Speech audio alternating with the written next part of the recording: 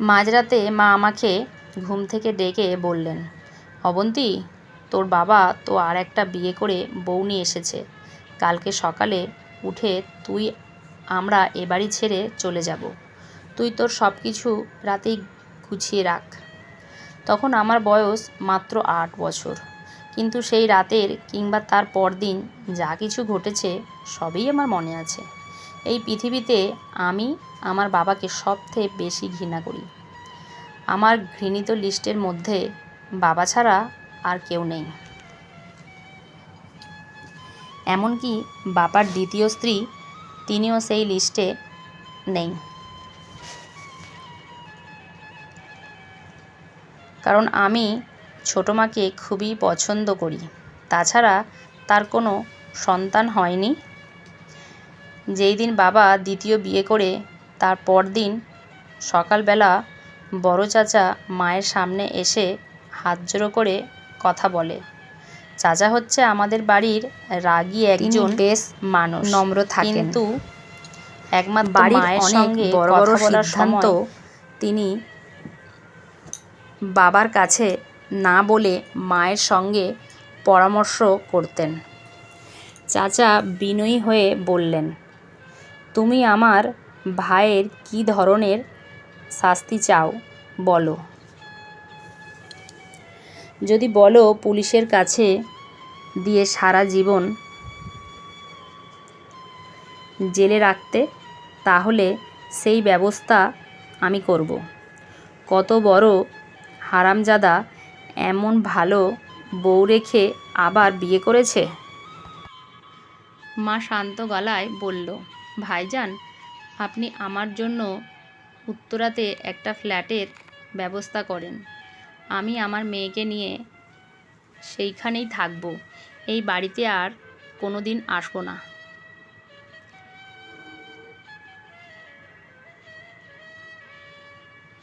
চাচা পুরোপুরি হতভম্ব হয়ে গেলেন। তারপর তিনি বললেন, পাগল নাকি তুমি? তুমি হলে সংসারের লক্ষ্মী। তোমাকে বাড়ি থেকে তাড়িয়ে দিয়ে আর একটা ডাইনি নিয়ে বাস করবে? এটা হবে না। আমি আমার সিদ্ধান্ত বললাম। আপনার পক্ষে সম্ভব না হলে আমি গ্রামের বাড়িতে চলে যাব, কিন্তু আমার মেয়ে আমার সঙ্গে থাকবে। অবন্তীকে আমি কারো কাছে দিতে পারবো না। ঠিক আছে, ঠিক আছে, তুমি যেরকম চাও সেই রকম হবে। আমি খুব দ্রুত একটা ব্যবস্থা করছি। খুব দ্রুত না ভাইজান, আজকের মধ্যে করেন। আমি আজকে সূর্য ডোবার আগেই এই বাড়ির বাইরে পা রাখতে চাই। সেই দিন বিকালে আমরা ওই বাড়ি থেকে বের হয়ে এলাম। 3 মাস একটা ফ্ল্যাটে ভাড়া থাকার পর একটা রেডিমেড ফ্ল্যাট কেনা হলো। আমরা দুজন মিলে সেখানেই থাকি। কিন্তু তারপর থেকে আমি নিয়মিত পুরনো বাড়িতে যাই ঠিকই, কিন্তু মা কোনোদিনই যায় না। বড় চাচা আমাকে খুবই পছন্দ করেন। তার নিজের সন্তান থেকে বেশি পছন্দ করেন আমাকে। আমাদের মা মেয়ের সব কিছু তিনিই পাঠিয়ে দেন।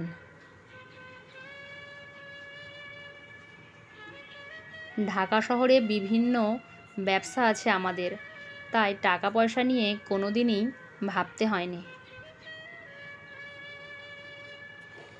যাই হোক, আমি এখন বড় চাচার বাসায় যাচ্ছি। একটু আগে মা আমাকে ঘুম থেকে ডেকে বললেন যে চাচা আমাকে যেতে বলেছেন। আমার ধারণা চাচার বড় ছেলের জন্য তিনি আমাকে নিয়ে কিছু একটা ভাবছেন। তার নাম তুহিন। পড়াশোনা শেষ করে আমাদের ব্যবসায় যোগ দিয়েছে। কিন্তু আমি একটা ছেলেকে ভালোবাসি। ছেলেটার নাম সাজ্জাদ। তাকে আমি এতটা ভালোবাসি সেটা আগে কখনো বুঝতে পারিনি।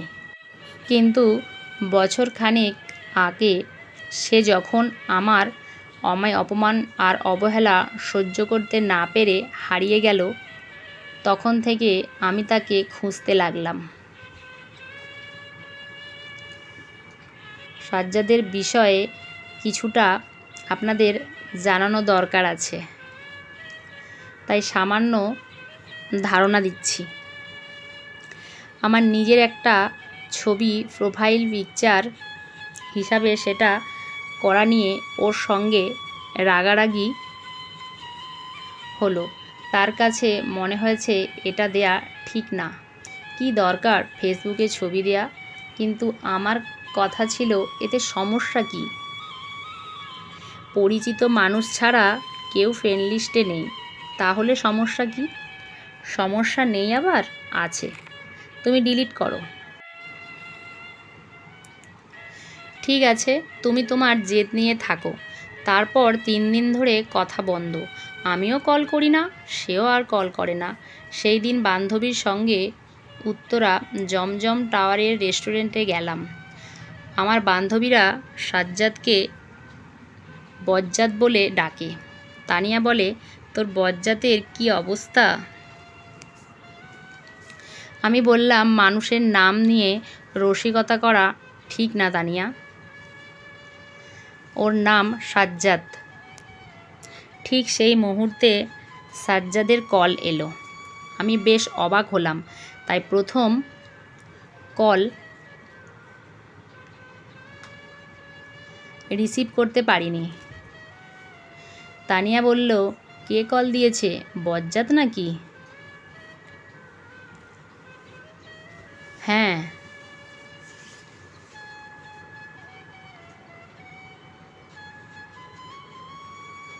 রিসিভ করে দেখ, এখনই হয়তো বলবে তোকে এখান থেকে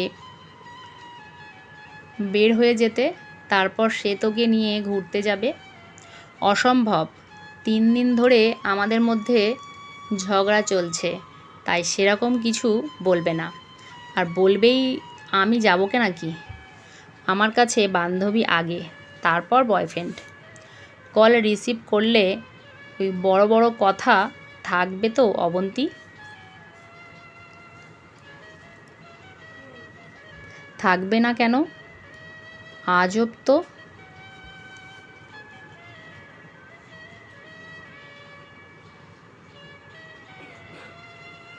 আচ্ছা, কল রিসিভ কর।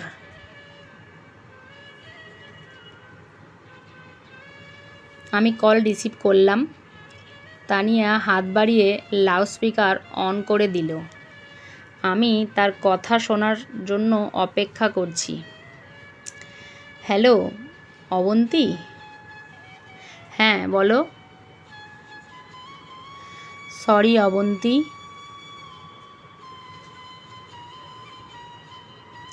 আচ্ছা ঠিক আছে, তুমি এখন জমজম টাওয়ারে, তাই না? হ্যাঁ, কিন্তু তুমি কিভাবে? আমি নিচে আছি, একটু আগে দেখলাম তুমি আর তোমার বান্ধবীরা ভেতরে গেলে।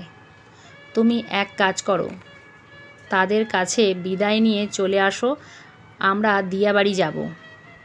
তানিয়া এবার মুখ আর চোখ ইশারায় বুঝিয়ে দিল সে 3য় বিশ্বযুদ্ধে বিজয়ী হয়ে গেছে। আমি রাগান্বিত হয়ে বললাম, 3 দিন ধরে কোনো খোঁজ নেই, আর আজকে হঠাৎ করেই ঘুরতে যাবার শখ হয়েছে? কিসের সরি? তুমি কি জানো তুমি একজন মানসিক রোগী? তোমার নিজের চিকিৎসা করানো দরকার। সবসময় ছোটোখাটো বিষয় নিয়ে তুমি অনেক বড় ঝামেলা করো। আমি মানসিক প্রতিবন্ধী, আমার চিকিৎসা করা দরকার, তাই না অবন্তী? হ্যাঁ সেটাই। আমি কোথাও যাব না। তোমার এই 2 দিনে ভালো আর 3 দিন ঝগড়া আমার কাছে আর ভালো লাগে না সাজ্জাদ। ঠিক আছে, আর সহ্য করতে হবে না। আমি আর কোনো দিন তোমাকে বিরক্ত করব না। সবসময় কথার শেষে এই কমন কথাটা বলা তোমার কাছে অভ্যাস হয়ে গেছে। এই সব আমার কাছে এখন রোজকার সাধারণ কাজের মতো। আচ্ছা ঠিক আছে।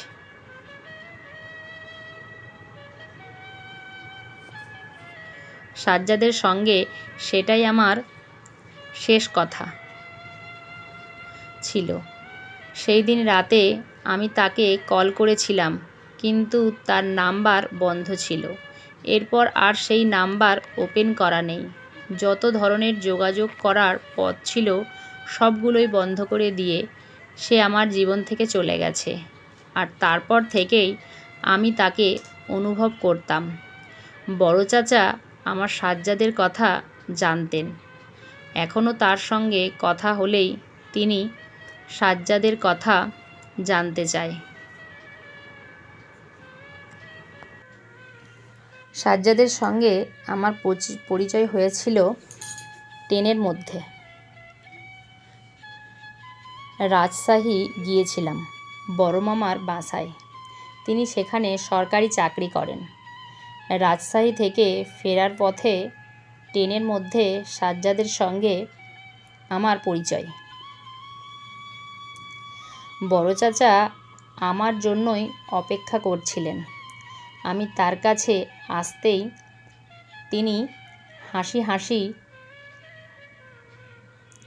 মুখে বললেন, এত দেরি হলো কেন? খাবার সব কিছু প্যাকেট করা হয়েছে, তোকে নিয়ে যাব আর তুই নিজের হাতে সেগুলো সবাইকে বিতরণ করবি। আমি বললাম, কিসের খাবার চাচা? আমি তো কিছু জানি না। 200 প্যাকেট বিরিয়ানি করা হয়েছে। তোকে নিয়ে এখন কমলাপুর রেল স্টেশনে যাব। তারপর সেখানে আশেপাশে যত গরিব আছে সবার হাতে একটা করে প্যাকেট দেয়া হবে। ওয়াও, ইন্টারেস্টিং ব্যাপার তো। কিন্তু আপনাকে তো আর একটু অপেক্ষা করতে হবে। আমি ছোটো মা আর ফুলিদের সঙ্গে দেখা করে আসি। আচ্ছা ঠিক আছে, তাড়াতাড়ি কর।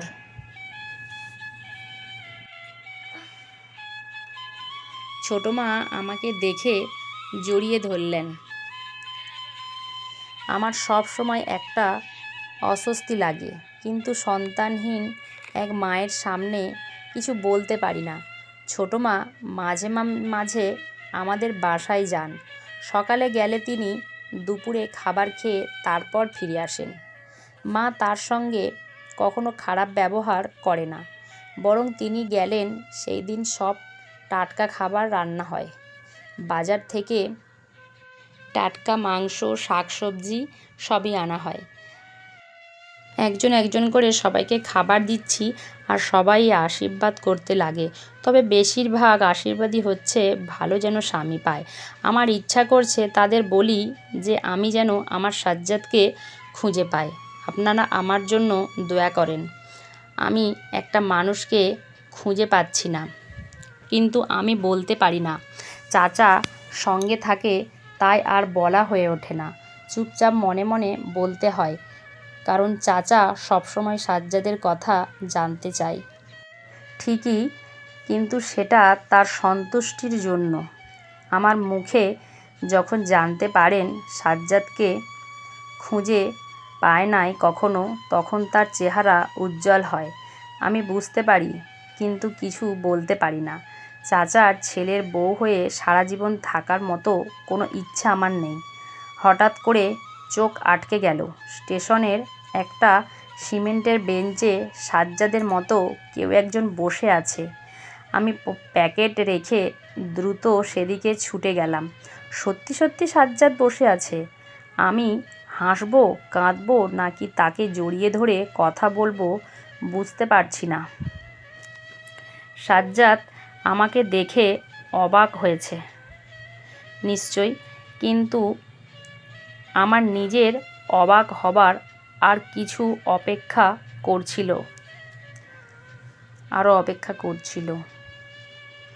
সাজ্জাদের বাম হাতটা কনুইয়ের কাছ থেকে কেটে ফেলা হয়েছে। ডান হাত আর বাম হাতের অর্ধেকটা নিয়ে সে আমার সামনে বসে আছে। আমি এইবার বাকরুদ্ধ হয়ে গেলাম। কিছু বলার আগেই সাজ্জাদ বলল, কেমন আছো অবন্তী? আমি কিছু বলতে গিয়ে থমকে গেলাম। কি বলবো তাকে? আমি ভালো আছি, প্রতি রাতে তাকে নিয়ে ভাবতে ভাবতে ঘুমাই। কোনটা বলবো? তুমি খুব ভালো একটা কাজ করছো, এরকম করে মানুষকে দান করা ভালো। তুমি আরও আগেই আমাকে দেখেছো, তাই না? হ্যাঁ, আধ ঘন্টা আগেই দেখেছি।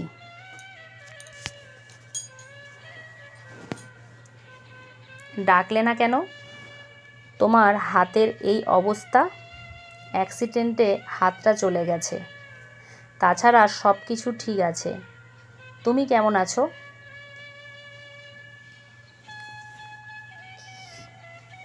আমি ভালো আছি। তোমাকে আমি অনেক খুঁজেছি, কিন্তু কোথাও পাইনি। কোথাও না। কেন? আমি তোমার সঙ্গে অন্যায় করেছি।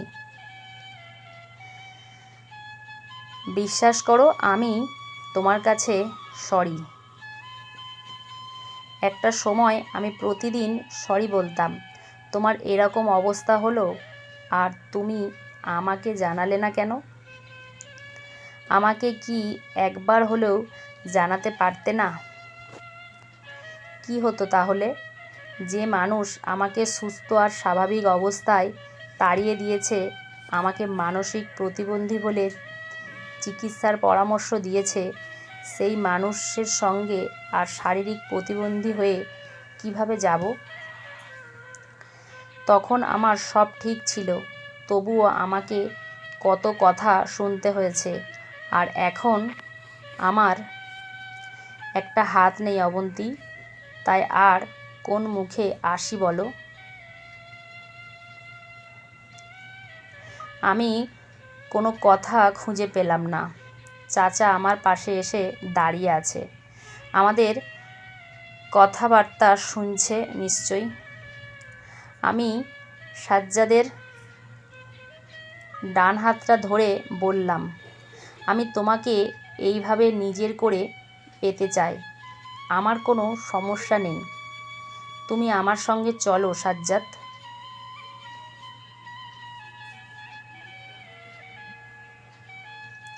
সাজ্জাদ আমার হাতটা ছাড়িয়ে দিল, তারপর আস্তে আস্তে বলল, সেটা হয় না অবন্তী, হবার নয়। তোমার আমার জীবন এখন আলাদা। আমার এই রকম জীবনে আমি কোনোভাবেই তোমাকে চাই না। নিজের প্রতি যত্ন নিও আর ভালো থেকো সব সময়। সাজ্জাদ চলে যাচ্ছিল। আমি বড় চাচার দিকে মুখ তুলে তাকালাম।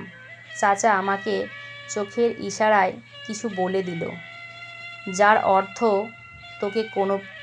তাকে কোনোভাবেই যেতে দিস না, শক্ত করে আগলে রাখ, আমি তোর সঙ্গে আছি। আমি এগিয়ে গেলাম সাজ্জাদের দিকে, পিছন থেকে ওর কাঁধে হাত রেখে বললাম, আজকের পর আমি আর কাঁদতে চাই না। তুমি যদি আমাকে কাঁদাতে চাও তাহলে আমার হাতটা ছাড়িয়ে চলে যাও, আর যদি না চাও তাহলে হাত দিয়ে চোখের পানি মুছে দাও। সাজ্জাদ ঘুরে তাকালো। আমি আমার ভেজা চোখ নিয়ে তাকিয়ে রইলাম। সাজ্জাদ তার হাতটা দিয়ে আমার গালে স্পর্শ করে বলল, এখনো আগের মতো কান্না করলে তোর চোখের কাজল একদম লেপ্টে যায়।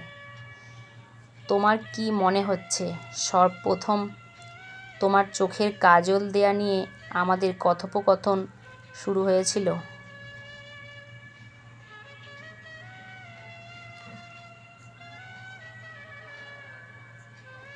আমি কিছু বললাম না, শুধু হাসলাম। মানুষের জীবন বড় অদ্ভুত।